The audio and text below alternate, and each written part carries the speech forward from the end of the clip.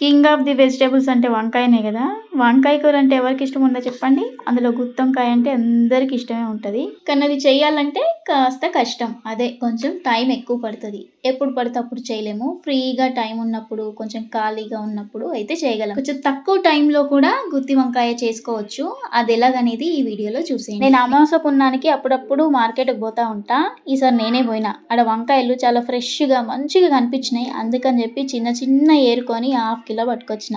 గుత్తి వంకాయ చేద్దామని. ఇక ఈ వంకాయలు మీద మంచిగానే కనబడతాయి కానీ లోపల పురుగులు ఉంటాయి కదా.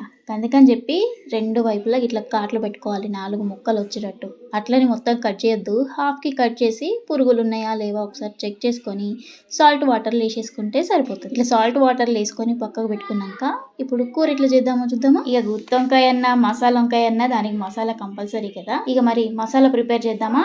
దానికోసం ఓ 2-3 ఉల్లిగడ్డలు సన్నగా కోసుకున్నాక ఒక్క టమాటాని కూడా కట్ చేసుకొని అట్లనే ఓ 2-3 పచ్చిమిరపకాయలు ఇంత కొత్తిమీర కూడా కడిగి పక్కకు పెట్టుకోర్రి. ఇప్పుడు మనం మసాలా ప్రిపేర్ చేయడానికి స్టవ్ అంటు పెట్టి ఒక చిన్న ప్యాన్ పెట్టుకొని అల్ల జర్ర అన్ని పల్లీలు కూడా వేసుకొని వేయించుకోవాలి. ఇక 1 నిమిషం పల్లీలు అటు ఇటు వేయించుకున్నాక ఇలా 1 స్పూన్ దాకా ధనియాలు అట్లనే ఓ స్పూన్ దాకా జీలకర్ర కూడా వేసుకొని వేయించుకోవాలి. ఉంటే కాజు పప్పులు కూడా ఓ 4-5 వేసుకొని వేసుకోర్రి. క్యాష్యూస్ వేస్తే టేస్ట్ బాగుంటుంది మసాలా.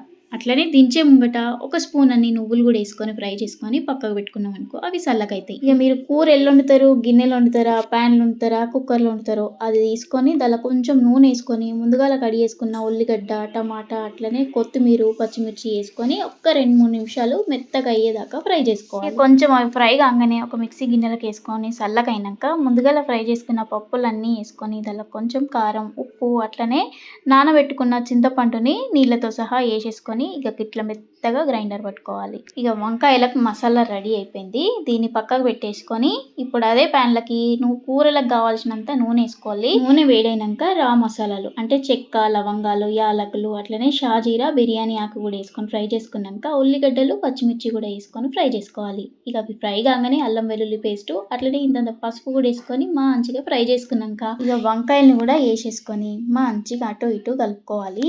ఇక మూత పెట్టేసి ఇవి ఉడకనికి కొద్దిగా అంత టైం పడుతుంది. అంటే ఆయిల్లో మంచిగా ఫ్రై కావాలి, జరంత మెత్తగా కావాలన్నట్టు మధ్యలో కలుపుకుంటా ఒక 4-5 నిమిషాల కంటే ఎక్కువనే పడుతుంది ప్యాన్లో చేస్తే. మీరు ఇదంతా కుక్కర్లో చేసేదనుకో ఇంకా తొందరగా అయిపోతుంది అన్నట్టు. ఇక కారం, ఉప్పు కూడా వేసుకొని మళ్ళీ ఒక 2-3 నిమిషాలు ఆయిల్ అటు ఇటు ఫ్రై చేసుకున్నాక మనం రెడీ చేసి పెట్టుకున్న మసాలా అంతా వేసేసుకోవాలి. గ్రేవీకి కావాల్సిన అన్ని నీళ్లు కూడా పోసుకోవాలి. కొంచెం వాటర్ ఎక్కువనే వేసుకోండి, ఎందుకంటే అది ఉడికినాక మళ్ళీ దగ్గరకు అవుతుంది, గట్టిగా అవుతుంది. అందుకని చెప్పి కొంచెం ముందుగానే వాటర్ ఎక్కువ యాడ్ చేసుకోండి. గిట్ల ఉండాలి కన్సిస్టెన్సీ. ఇక ఇదంతా ఇంకొక 4-5 నిమిషాలు పడుతుంది. మూత పెట్టి మంచిగా ఉడకబెట్టుర్రి. ఆయిల్ అంతా మీదికి కనిపిస్తుంది మీకు కూర ఉడికినాక. అట్లా మీదికి వస్తేనే అది ఉడికినట్టు, లేకపోతే ఇంకా జరంత టైం పడుతుంది. చూడరు ఇక్కడ ఆయిల్ అంతా మీదికి కనిపిస్తుంది కదా.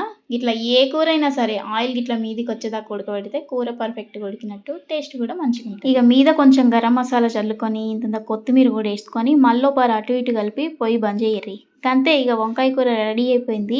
ఇక తినుడే.